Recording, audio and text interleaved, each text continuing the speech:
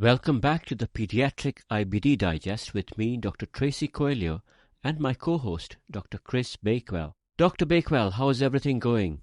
Ready for some gene talk? Yeah, I'm doing really great, thanks, Tracy. Fully caffeinated and, really ready to get stuck into another topic. So, gene talk. Yeah, we've really given them a big hint about what the subject of today's podcast is, haven't you? Yes, you're right. Today's episode is all about the genetics of IBD. As agreed, the star of the show is none other than the NOD2 gene. Yeah, I suppose this is our first real venture into the massive topic of the genetics of IBD. I mean, obviously, we know it's a massive, massive topic and there'll be much more to come, but we need to start somewhere, and NOD2 really feels like a good starting point for me. Yeah, absolutely. So always in the spotlight, always stirring up inflammation and trouble. And who better to untangle this genetic drama than our very own Dr. James Ashton? Yeah, it's always a thrill to have Dr. Ashton dive into the genetics of IBD. And of course, we know that NOD2 is a topic very close to James's heart, and he's published so prolifically on the subject over the years. Yeah, definitely. And if James had a research soulmate, I'm sure it would be NOD2. Honestly, if James ever wrote a love letter to a gene in all its genetic lingo, it would start, "Dear NOD2, without you, life makes no sense. My life without you has no real sequence, also truncated and nonsense." Dear listeners, for those of you who like to run away from genetics like a haunted house, I was only referring to nonsense mutations. So relax. So this morning when I spoke to one of our nurses and mentioned to her that the topic of today's podcast is going to be NOD2, she was a bit shocked. NOD2? How nerdy is that? And she went on to say, I didn't really think of you guys as nerds. And James Ashton, is he a nerd too? Fair enough. Fair comment. So with this, should we bring him in? Yeah, I think we'd better. Let's go. So paging Dr. James Ashton for NOD2.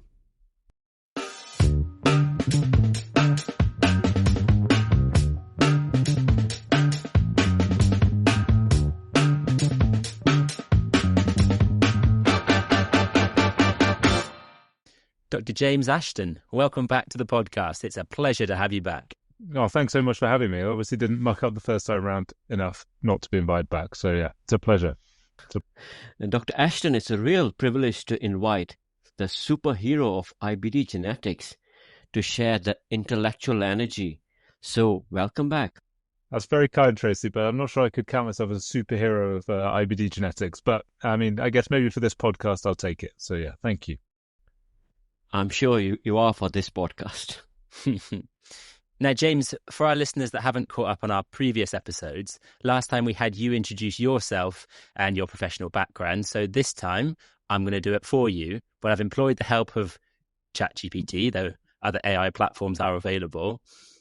So in my best Dr. Coelho voice, Dr. Ashton, you are a leading expert in pediatric gastroenterology and mucosal immunology. You are a clinician scientist whose work focuses on the genetic and molecular mechanisms driving inflammatory bowel disease in children. Your research sheds lights on the role of the innate immune sensors, especially NOD2, hence this podcast, in shaping disease risk, progression, and treatment response. You currently lead a translational research team investigating how genetic factors like NOD2 variants can inform precision medicine approaches in pediatric IBD. And according to ChatGPT, we are thrilled to have you here today to explore the cutting-edge science and clinical impact of NOD2 in young patients with IBD. How's that? Is that good? It's very kind, isn't it? It's very generous. How much of that did you write on the internet to get it into ChatGPT? I had to pay a lot of money, actually, to get it that generous. You flooded the market. Yeah. I think the ChatGPT has done a real good job. But James, I have actually, not ChatGPT, but I have actually written a poem on this celebrity gene, an ode to NOD2. So could I share a few rhyming lines before we unleash the science? Oh, of course, yeah. Oh, thank you. Thanks. Okay, so as I said, the title of the poem is An Ode to NOD2. So tethered firm like tough border control along the gates of suspicious activity, you take no chance at all in tackling those bolshy yobs of an illegitimate, dubious clarity, always pushing themselves in, despite an obvious immune disparity. But sad as it can sometimes be, faulty codes that truncate your integrity may leave you so frail and vulnerable to the conniving lot of threatening authority, pouring in thick and fast through floodgates of weakened immunity.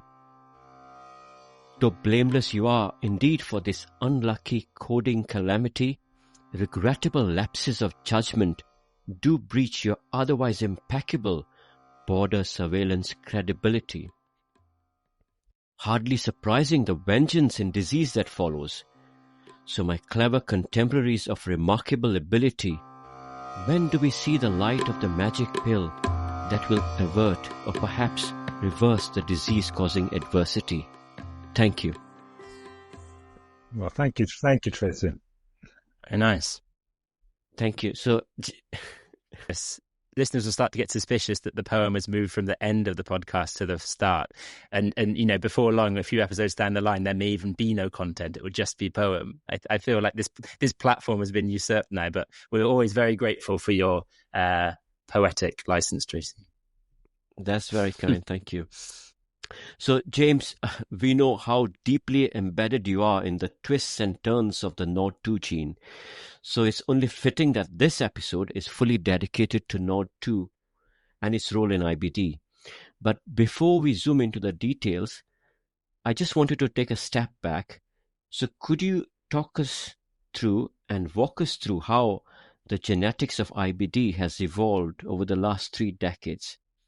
And I know it's a big ask, but could you take up this challenge of squeezing this giant of a topic into a snapshot version? I will do my best. I think, as you say, it's a big question. But hopefully, I could summarize some of the main topics in a very succinct way that's not going to take half an hour of me just monologuing. So I guess the last 25, 30 years has been a real sort of huge advances in knowledge related to IBD genetics. I think it all began back in sort of the late 90s with linkage studies that actually identified this area of the genome which was later mapped to NOD2, and maybe we'll come on to talk a little bit more about that in the future. But those studies started off looking at how inflammatory bowel disease, or Crohn's disease in that context, ran in families. And so that was the first sort of studies that identified that there was a genetic component. And obviously there was, because about 30% of people with inflammatory bowel disease will have a close relative with inflammatory bowel disease. And then after that, there were further loci that were identified. And actually the second, so IBD1 loci is NOD2. IBD2 is the HLA region, so another hugely immune active region of the genome. And then after that, there's the sort of the advent of genome-wide association studies, which really, I guess inflammatory bowel disease is probably one of the huge test cases that really made these studies very valuable. And over a course of sort of the next 10, 15 years or so, around 250 genes were associated with inflammatory bowel disease. And I'm sure I could explain what a genome-wide association study is, but it might be easier in the interest of time for people to use ChatGPT for that. But since then, sort of in the early 2010s and onwards, the advent of next generation sequencing and the cost reduction in that, and by that I mean whole exome and whole genome sequencing, has really brought about another wave of discoveries in IBD genetics, to the extent that we're now sort of, certainly in pediatrics, monogenic forms of inflammatory bowel disease are quite commonly known about, although they are very rare. And so identifying single gene causes of IBD, and I'm sure that would be a very interesting podcast, and there's some very eminent people in the UK who could speak about that. But also a sort of polygenic level, we've got much more resolution of the potential genetic causes in those genes that were associated to genome-wide association studies. So we've got a real journey from just looking in families and identifying probably causative genes or genes that give you a high risk of getting inflammatory bowel disease. So now having sort of 250 to 350 genes, depending on where you look, plus another about 100 different genes that can cause monogenic IBD, and we've really got a sort of comprehensive picture of the genetics of IBD. That, unfortunately, for most people, is not translated into sort of clinical practice, and that's one of the reasons why I think NOD2 is so interesting, and that we do have that opportunity. So hopefully we can get into some of that over the next 20 minutes or so. Before we get too far down the rabbit hole of genetics and inheritance, because there's a lot to talk about, just introducing the topic, what is NOD2? I mean, we know it's a gene, but what does it encode, and how is that then implicated in IBD? I think that's probably the cornerstone question to this talk, right, or this discussion. So yeah, NOD2. So it used to be known by another alias as well called CARD15, but it's a gene that encodes a protein. Obviously, well, most genes encode proteins that encodes for this receptor, this intracellular receptor for a variety of different bacterial breakdown products, but the main one being memorial dipeptide, which is a breakdown product of bacteria. And what it does is that it exists in sort of a single protein form, and then when it's activated by binding to this MDP, memorial dipeptide, it dimerizes, we'll say, it's easier to say, but in essence it joins up with another NOD2 protein, and then it triggers a downstream signaling cascade, which is generally pro-inflammatory. So it ends up largely with activation of a variety of pro-inflammatory cytokines, including NF-kappa B signaling, alongside some other autophagy pathways. But it's sort of a big regulator of that pro-inflammatory signaling in response to bacterial breakdown. And it's also present in a lot of different immune cells, but predominantly within cells from a myeloid lineage. So we're talking about macrophages really in the context of the intestine macrophages that are tissue resident. And so these cells then when it's working properly, sense these bacteria after they've been broken down and ingested, and then trigger downstream pro-inflammatory response. Okay.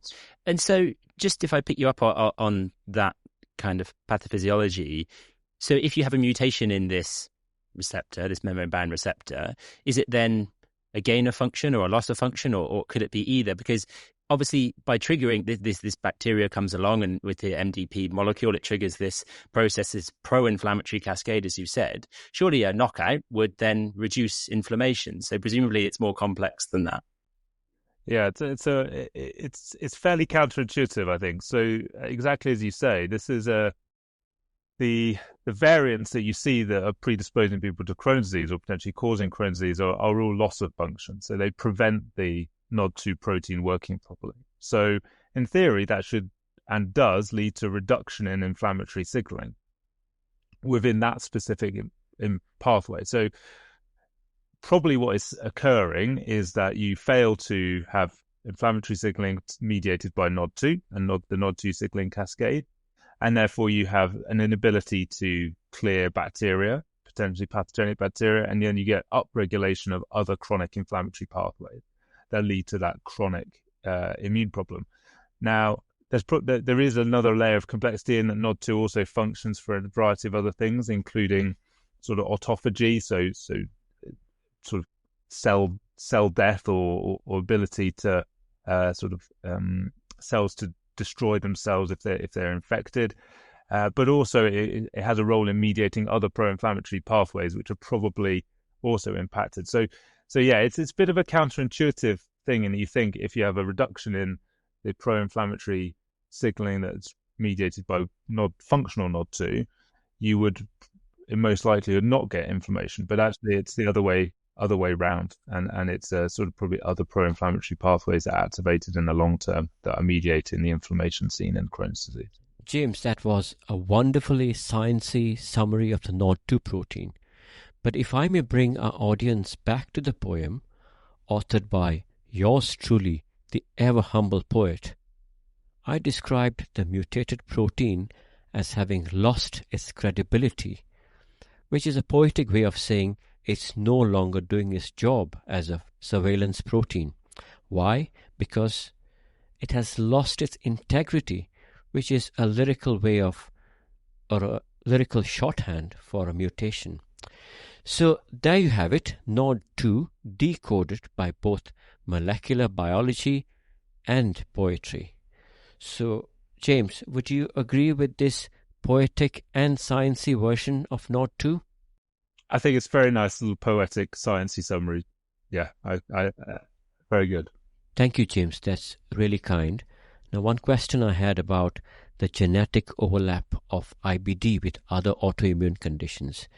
Now, from what we understand, there are genes which are implicated in IBD, some causing predominantly Crohn's disease, fewer ones causing mainly ulcerative colitis, and then there's a whole bunch of genes which can cause one or the other, somewhere on the IBD spectrum. And we have the same genes which can cause other autoimmune diseases as well. For example, in a family with the same genetic risk factor, maybe the same combination of genes, we have the index patient having Crohn's disease, another member having colitis, and yet another member maybe in the wider family having another autoimmune condition. And so that's why it is so important to take a detailed history of autoimmune conditions in the family. Now, with respect to NOD2, where does NOD2 actually sit on the Venn diagram? Presumably it is involved in other autoimmune conditions as well? I think we sort of alluded to a little bit before, but yeah, it's a gene that, or variation in this gene is specifically associated or seen in Crohn's disease, and even more so a terminal ileal Crohn's disease. It seems to be exclusive as that being the phenotype of NOD2 driven Crohn's disease. And so it certainly wouldn't be so. The situation you describe is obviously a relatively common one, where you've got lots of inflammatory bowel disease in a family, potentially other autoimmune conditions. But I think a way in which NOD2 probably stands slightly aside from other gene or potentially polygenic disorders or genetic disorders that could lead to inflammatory bowel disease generally would be that you see a strong family history often or a family history of Crohn's disease, and Crohn's disease affecting a specific part of the bowel. And so, it's a bit different potentially to some of the sort of more polygenic reasons that people get IBD. Now, coming on to other autoimmune diseases or things associated with NOD2. So, it has been described to be associated with a number of different things, including things like uveitis. I think that the predominant phenotype, though, is that terminal ileal Crohn's disease, a predominant sort of symptoms or signs that people get. And so I think it's a bit different. And I guess that leads on to a point that I think is really interesting and important to make, is that I personally think that the NOD2 or is an autosomal recessive cause of Crohn's disease. So it's a single gene cause that's just actually quite common. And there's the mounting evidence for that. And I think that if that could be sort of accepted and demonstrated a bit more widely, we would be in a position where, for a significant proportion of patients with Crohn's disease, probably about 7.5-8% of patients, that would be their underlying cause. And then, as was alluded to potentially at the end of your poem, then we would be looking for a specific treatment that could be targeting that, which we will hopefully come on to talk a bit about as well. And not to mention, it involves bacteria, and so it's very on theme for our last topic. So the puzzle is all fitting together. Maybe by the end of this series, we may have it all locked down. I'm sure over the upcoming episodes we'll be discussing more genetics and more genomics. And as you have mentioned, the NOD2 gene, or the IBD locus harboring this gene, really burst onto the scene as a game changer in IBD research back in the early 2000s. I remember the landmark paper by Hugo et al. I think it's a French group. So that was clearly a long time ago in science years, and I have actually known the NOD2 gene as long as I have known you. I don't know if I'm correct on the maths of it, but if you remember, in 2014, I and you did a systematic review on the immunogenomic profiling of patients with IBD, and back then, NOD2 was the star of the show with more published data than any other gene in the space. But since then, the field of genomics has literally exploded. So based on that, a question for you: is the NOD2 gene still the biggest beast in the IBD pathogenesis, or has the spotlight shifted? Bring us up to speed. Well, I think the short answer is yes, it definitely is the biggest. As you predict, I was definitely going to say that. I think there is a layer of complexity to it.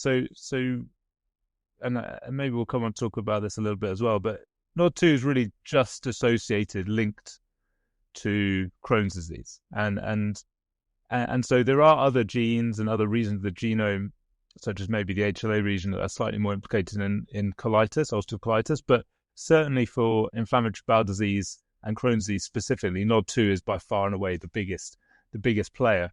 And I think that your sort of comments about how this was there's the most published data on this are really interesting, because actually when this loci was discovered, or this locus was discovered back in the sort of late 90s, early noughties, that it was really felt that maybe for a certain number of people, the cause of their inflammatory bowel disease, their Crohn's disease, had been found.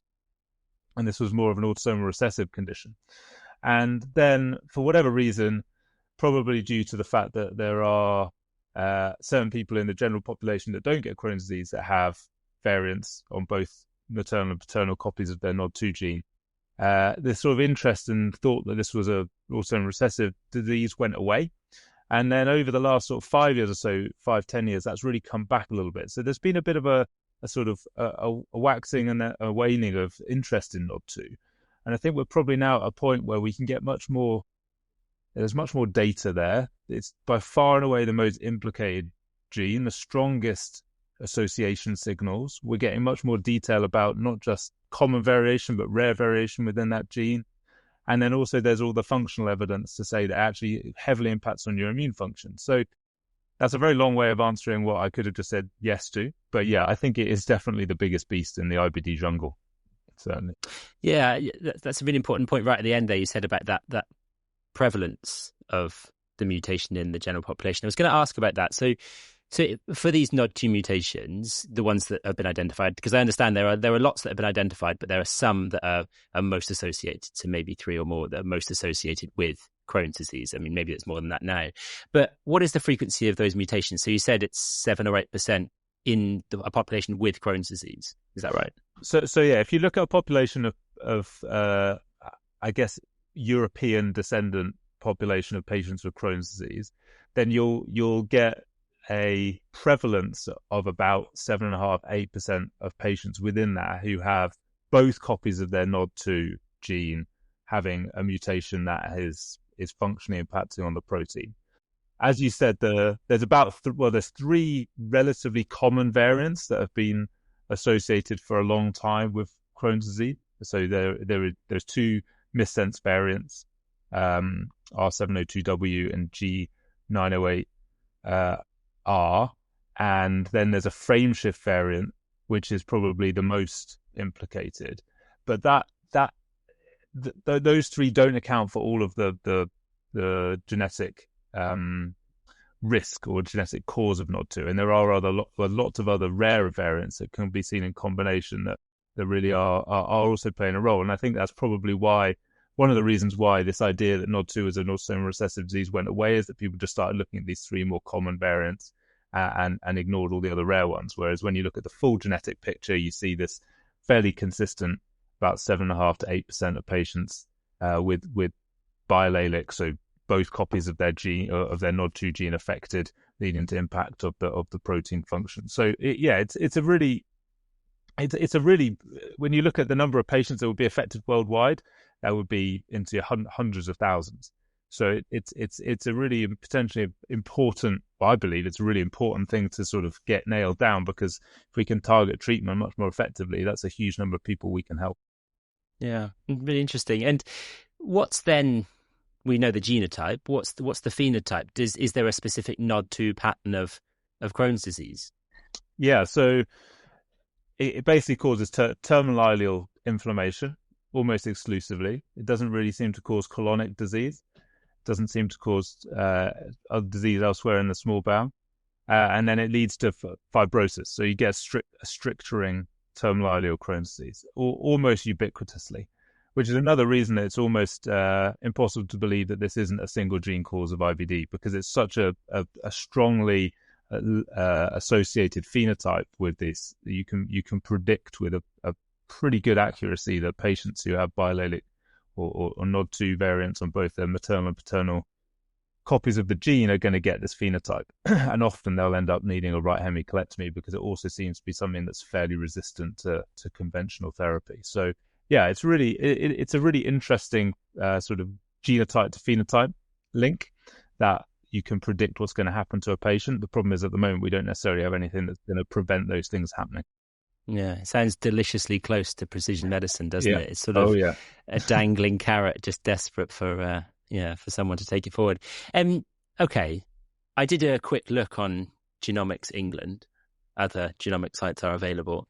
Does it have an R number? I could find a panel with NOD2 on. Does it in the clinic? You see a patient, and are you able to test for this? So if you send the R15 panel for monogenic IBD, you won't get NOD2 results back.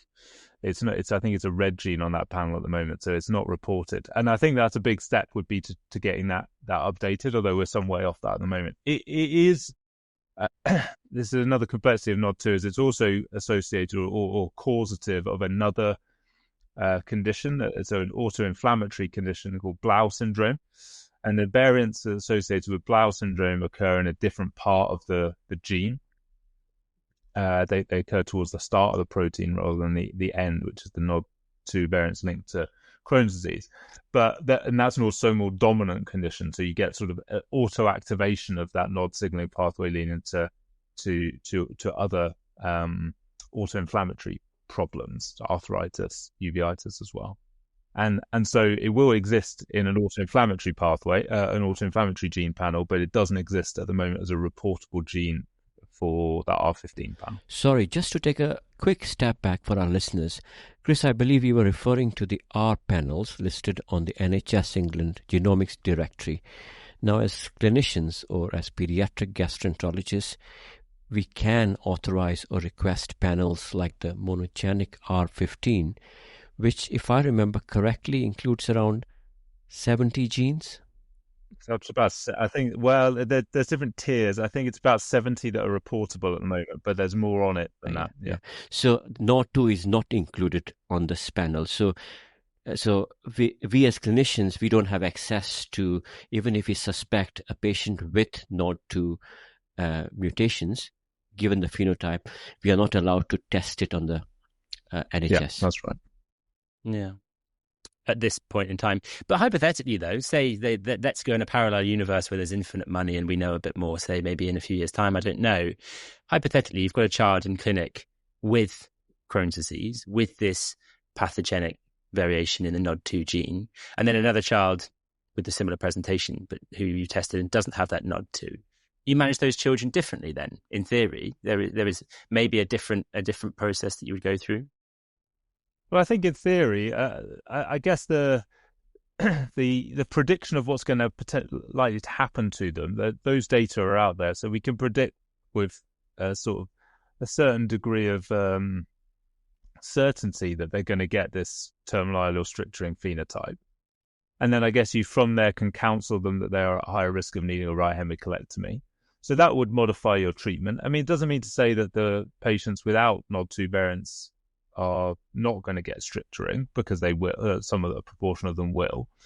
But I guess if you know that these are disease driven by NOD2, then you can be fairly confident that this is the phenotype they're likely to have. I think that going forward, it's going to be an interesting thing to see whether this NOD2. What I would like is that this would be something that you test for so you could predict, but also hopefully test so you could give people a treatment that was going to be much more effective, and also potentially have pre-implantation genetics and things to prevent it passing down to a future child, which is the case for a lot of other monogenic forms of IBD. You would offer that if if the individual was keen. So I think that there's lots of potential implications in this hypothetical situation. And there are treatments that are coming that are potentially really, really interesting, that target this defect. But at the moment, it probably wouldn't. You'd struggle to give them anything different based on the evidence out there to try and prevent this problem occurring, I guess. But hopefully in the future, soon, we will be able to. Yeah, of course. We need starting points. You can't start from nothing, and maybe this is an area to look at. Definitely. So, James, I'm not sure if you'll remember the sweat of my brow when I was doing my PhD, juggling between clinical and research work. I think you were probably ST something or F foundation year. I can't remember. Much more junior than you, Tracy. So those days of my self-imposed incarceration in the wet lab, doing functional studies in IBD, and one of the receptors that I worked on was NOD2. And as you mentioned before, muramyl dipeptide, that's a ligand which I was constantly using to stimulate this sometimes very sleepy receptor, and tracked what happened downstream, the cytokine profiling and all that fun stuff. And you wouldn't always get those nice graphs that I wish I could. Now, that was all functional studies. Now, are there still lots of functional studies going on in this space, and how crucial you think these kind of studies are for validating genetic findings on NOD2? So I think there's probably not as much functional work as there should be, because, and I think this is one of the problems, is that when you look at the literature, there's been a variety of these genetic defects, these variants that were functionally validated. Most of those studies are now sort of 15, 20 years old. And after that, there seems to be this die down in the interest in NOD2. And actually, I think it would make quite a big difference. So if we were able to functionally validate much more easily these sort of rarer NOD2 variants that may be only occurring in a much smaller number of patients than these three common variants, which are very well functionally annotated. So I guess that's the answer to the question is I think there's probably not as much functional work as there could be.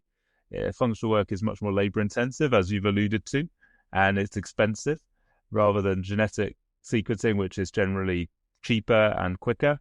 And so I think to sort of bring this full circle, we probably need to go back to what we were doing a bit more about 15, 20 years ago, where we were functionally validating variants that were found in order to demonstrate actually that they do have an impact on the function of NOD2, and therefore are probably a cause of Crohn's disease in those individuals. I think that would be a good layer of evidence to add to the puzzle, definitely. James, one more question, just as an afterthought. Now, you described NOD2 as being causative of a distinct phenotype, particularly the stricturing type.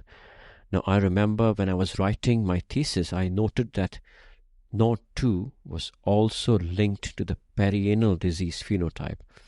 But if I'm not mistaken, your recent publication seems to debunk that idea. Could you elaborate on that?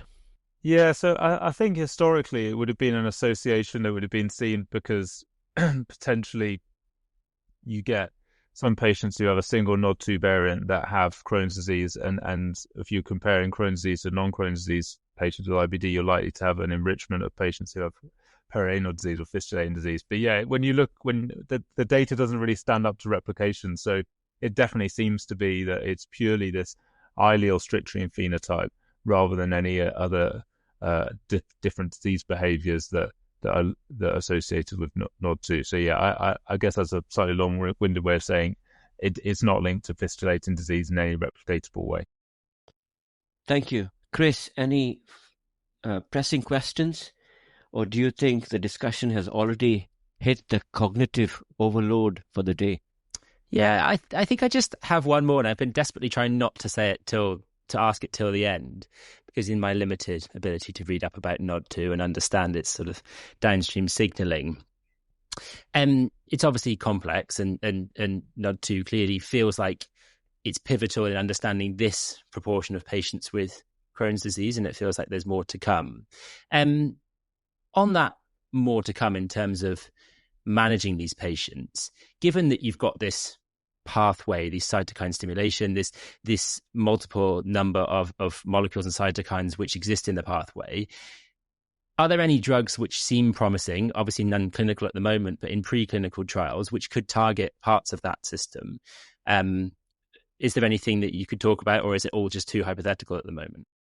Yeah, so there's definitely things to talk about. I think you're Chris, you're talking about the pathway, which I think is really important, because not only within that pathway, and this is probably beyond the scope of this podcast, but there's almost every single gene within that, in the canonical NOD2 signaling pathway, is implicated in IBD. So you've got a variety of different monogenic forms of IBD associated with things like XIAP, and then there's a variety of other or genes that are implicated by genome-wide association. So ATG16L1, RIPK2, you've got all the the series of MAP kinases, and actually there are drugs that are being sort of developed to target those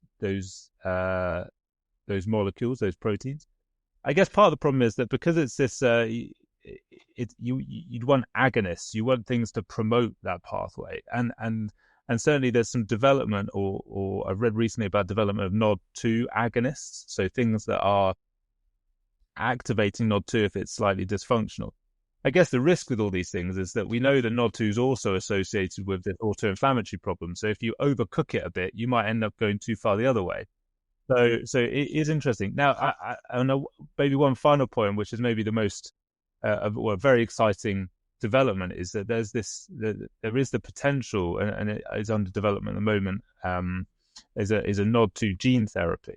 So in essence, you take, or there's a company developing this as an idea, and you take these, take a patient who has NOD2 deficiency, you take their circulating monocytes, you transfect a working copy of NOD2 into them, and then you myeloablate. So then you have in essence, you can myeloablate in a more targeted way. So you just get rid of the myeloid lineage. You reinfuse these, not now sort of monocytes or monocyte progenitors that have working NOD2, and then they engraft in the bone marrow and then move to the intestine. And in theory, and in certainly in sort of preliminary studies, it looks like it would work. Not necessarily humans yet, but this was a really, really exciting option. I mean, it's not a cheap option, and it's certainly not going to be available to everyone because it comes with significant risks. But these are these NOD2 agonists, gene therapy. There are specific treatments that seem to start to come through, which I guess, going back to the original, or one of the original points, is like that's true precision medicine on a bit of a wider scale than we see for monogenic or sort of rare and monogenic IBD. So yeah, interesting. And obviously you'd have to do that early on, because if you've got stricturing, then that's not going to reverse the stricturing. It would just halt the process where it was. In theory, if it's a fibrotic process, it's no longer driven by the inflammation, and what's happened has happened. So, we're really onto preventative medicine to a certain extent there. Definitely. Well, great. I think that is probably a good place to draw it to a close. Thank you so much, James. You've given us our amazing insights today. We know it's your passion, and you've given us plenty to think about, lots to look forward to in the future, and you've really whetted our appetite for this precision medicine thing that's coming down the road in inflammatory bowel disease in children. Now, normally I would introduce a poem now, but of course that's come right at the top, so listeners can rewind back to the start if they want to hear it.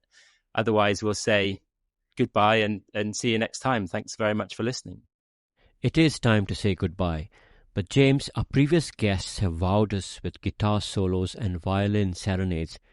Any chance we could convince you to sing, dance, or unleash some other hidden musical talent? I'm more than happy to do a dance, yeah. But knowing that this is a podcast, I think I can get away with saying whatever I... Unfortunately, I had no musical talent, so yeah, we'll just have to stick with the science.